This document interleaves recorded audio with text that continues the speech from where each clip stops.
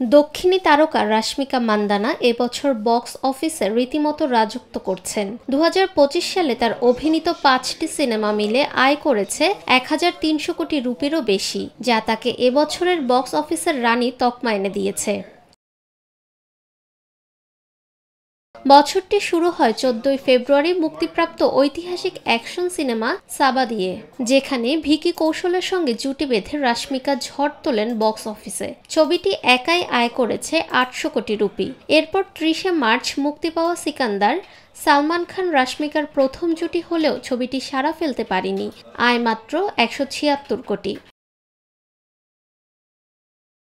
দক্ষিণের পর্দায় রাশমিকার 3টি ছবি ভালোই আলোচনায় ছিল। কুবেরা আয় করে 115 কোটি, আর দেওয়ালিতে মুক্তি পাওয়া হরর কমেডি থামা চলছে সফলভাবে, আয় 168 কোটি। সর্বশেষ 7ই নভেম্বর মুক্তি পাওয়া রোমান্টিক ড্রামা দ্য গার্লফ্রেন্ড এক সপ্তাহেই তুলে এনেছে 50 কোটি রুপি।